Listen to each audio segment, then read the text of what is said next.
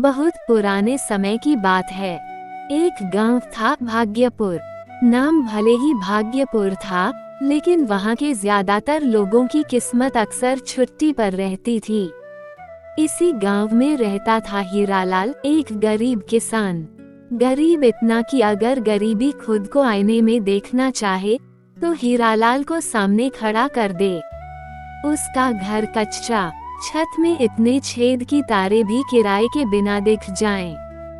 खेत छोटा सा और फसल ऐसी कि बीज भी जमीन में जाकर सोचता, गलती हो गई क्या।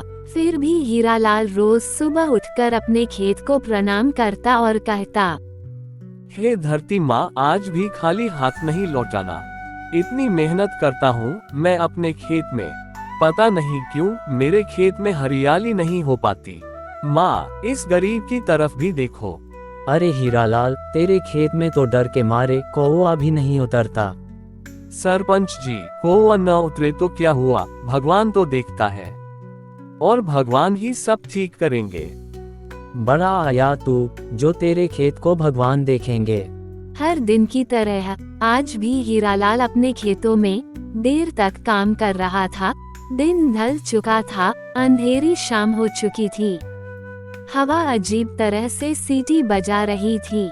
हीरालाल खेत में मेड़ ठीक कर रहा था, तभी छन छन जैसे किसी ने लोहे की चीज जमीन पर गिरा दी हो। अरे, इस रात में कौन? ये आवाज कैसी सुनाई दी? इतनी रात में कौन होगा? हीरालाल ने टॉर्च जलाई और पास जाकर देखा तो मिट्टी के बीच कुछ चमक रहा था। अरे ये क्या, एक पुरानी अजीब सी चाबी, ये कहाँ से आए? ये तो चाबी साधारण नहीं लगती, उस पर तो अजीब निशान बने हैं। ये तो सूरज, चांद और खेत की आकृति लगती हैं। जैसे ही हीरालाल ने चाबी उठाई, हवा रुक गई, चारों तरफ सन्नाटा छा गया और एक धीमी आवाज आई, किस्मत की चाबी मिल गई है।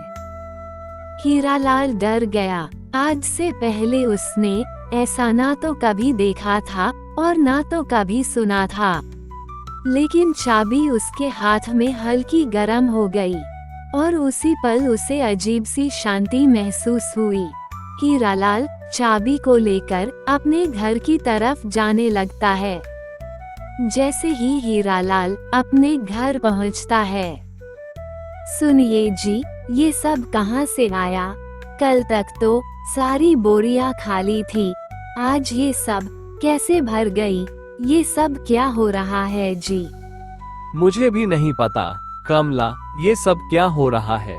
अभी अभी खेत में मुझे ये अजीब सी दिखने वाली चाबी मिली। तभी अचानक वो चाबी चमकी और उसमें से एक आवाज निकली, जहाँ मेहनत वहाँ मदद। उस रात हीरालाल अपनी पत्नी कमला के साथ सोया था। तभी हीरालाल के सपने में एक बुढ़िया आई। बुढ़िया बोली, मैं हूँ किस्मत की रखवाली, ये चाबी तुझे मिली है, लेकिन इसके नियम हैं।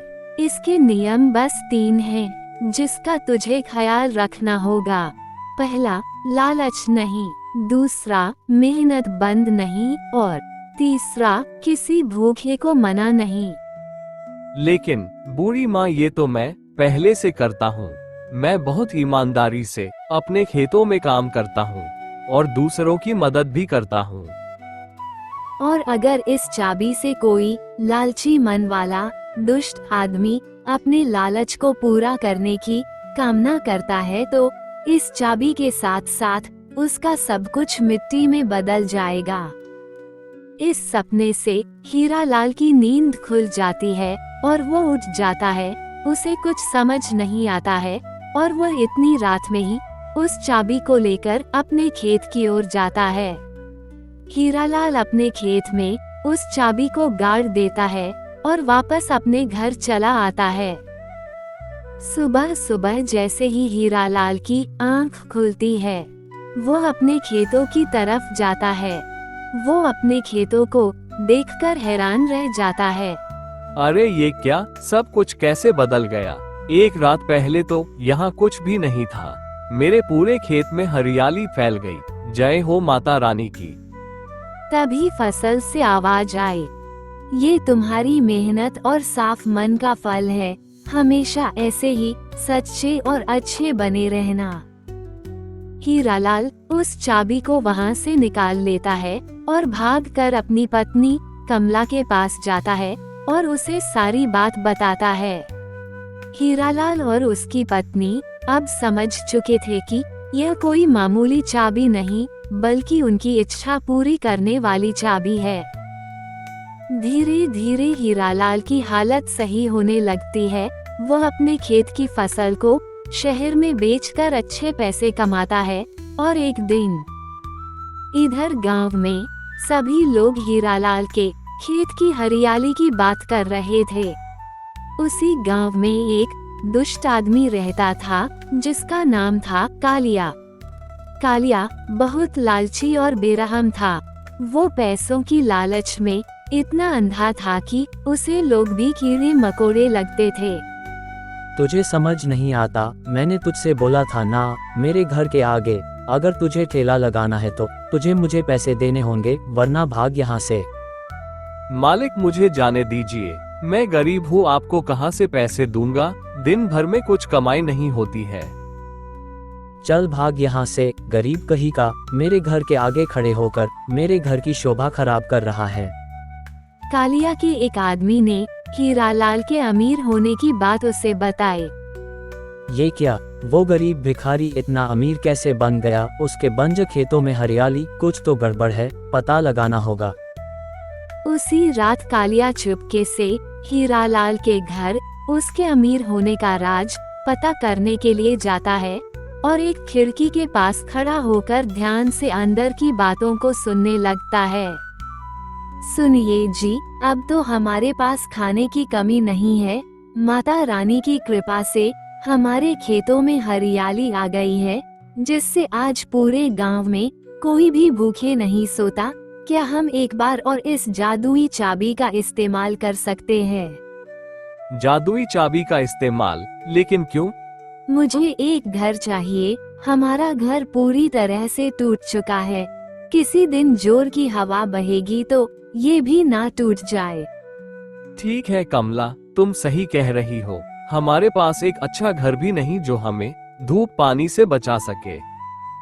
और फिर हीरालाल अपने हाथों में चाबी लेकर घर की इच्छा को प्रकट करता है।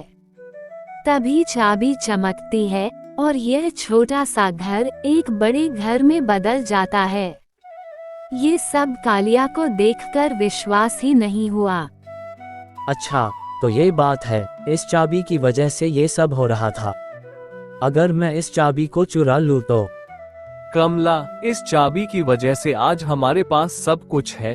हरे हरे खेत, ये घर, इस चाबी ने हमारी बहुत मदद की है। अब हमें कुछ भी पाने के लिए सिर्फ मेहनत की जरूरत है।